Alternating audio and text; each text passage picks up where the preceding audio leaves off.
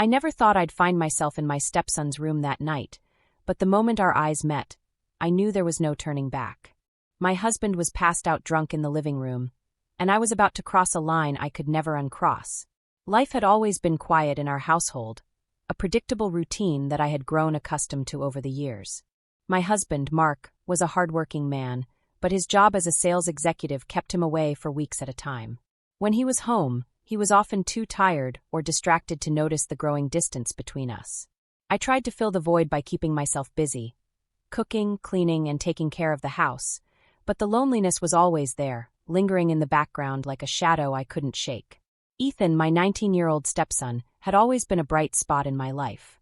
He was kind, thoughtful, and mature beyond his years. When I first married Mark, Ethan was just a shy teenager, but over time he had grown into a confident young man. We had developed a close bond, one that felt more like friendship than a typical stepmother-stepson relationship.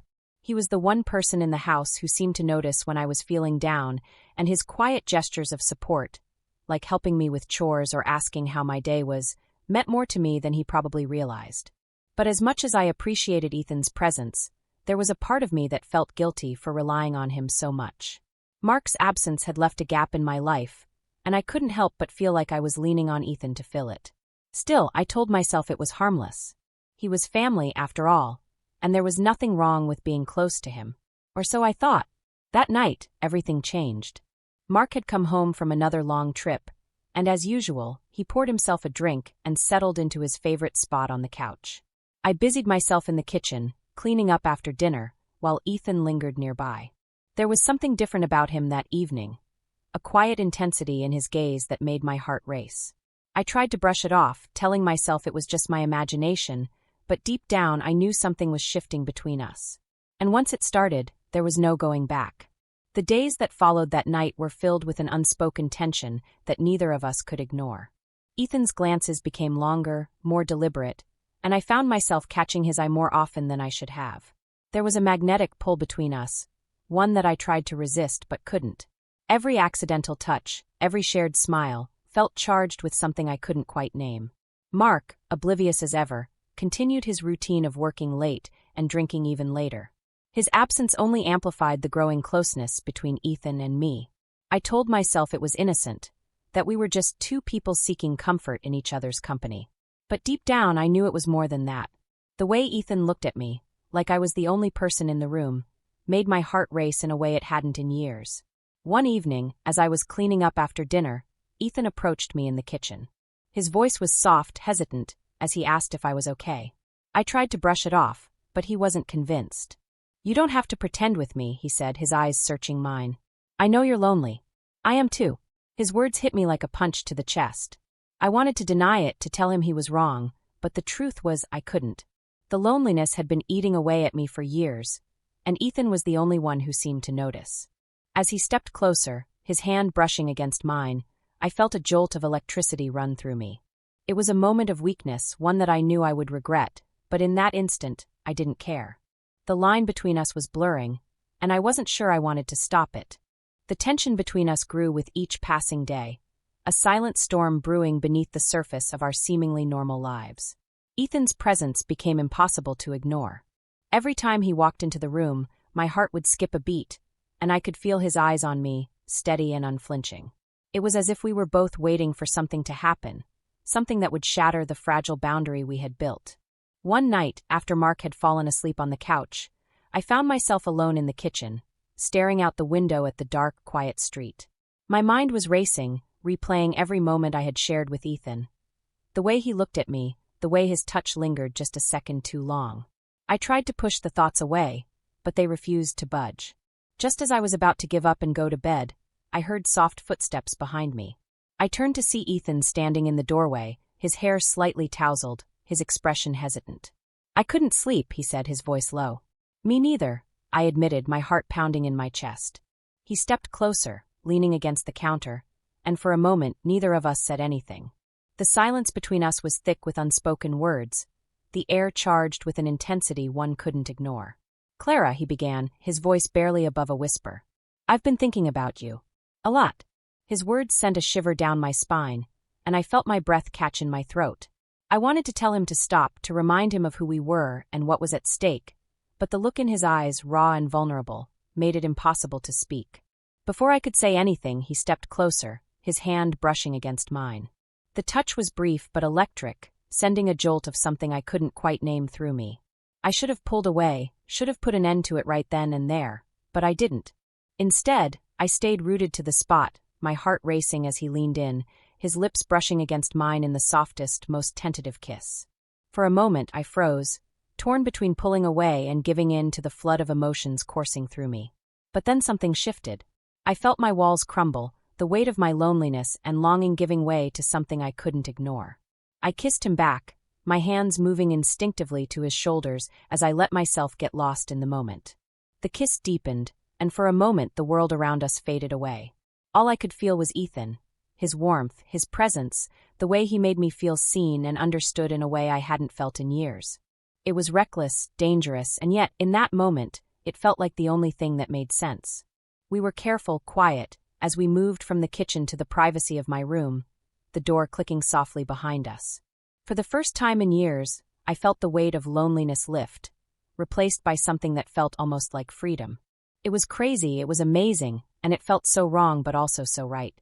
The night was full of whispered words and tentative touches, each moment more intense than the last. The connection we had tried so hard to deny was undeniable, and for those fleeting hours, nothing else mattered. But as dawn began to break, casting a soft glow through the curtains, reality came crashing back in. We lay side by side, the silence between us filled with unspoken understanding. "We can't keep doing this," I said finally, my voice barely audible. "I know," Ethan replied, though his tone was tinged with reluctance. "But I don't regret it. Neither did I, though I couldn't bring myself to say it out loud. Instead, I rested my head against his shoulder, letting the warmth of his presence soothe the turmoil in my mind. The next morning, the house was quiet when I woke. Mark was still passed out on the couch, and Ethan's door was closed. I made my way to the kitchen, the remnants of last night still swirling in my mind as I sipped my coffee. I couldn't help but replay the moment over and over, each detail etched into my memory. The sound of footsteps broke through my thoughts, and I turned to see Ethan entering the kitchen. He looked hesitant, his gaze flickering to mine before dropping to the floor. "Morning," he said, his voice quiet. "Morning," I replied, my heart racing. We stood in silence for a moment, the unspoken tension between us almost palpable. Finally, he looked up, his expression earnest. "About last night," he began, but I interrupted quickly, my voice firmer than I felt. "We shouldn't talk about it. It was a mistake." "It didn't feel like a mistake," he said softly, his eyes holding mine. "Ethan, we can't," I said, my voice trembling. "This isn't right." "Maybe not," he said, stepping closer. "But it doesn't change how I feel." His words made my chest ache, the raw honesty in his voice cutting through my defenses. I wanted to argue, to push him away, but the truth was, I couldn't deny how I felt either. And that was the most terrifying realization of all. The tension between us was almost unbearable as we stood there in the dimly lit kitchen, the weight of our actions pressing down on us. I wanted to say something, to find the right words to fix everything, but my mind was blank. The sound of Mark's snores echoed from the living room, a stark reminder of the reality we were trying to escape.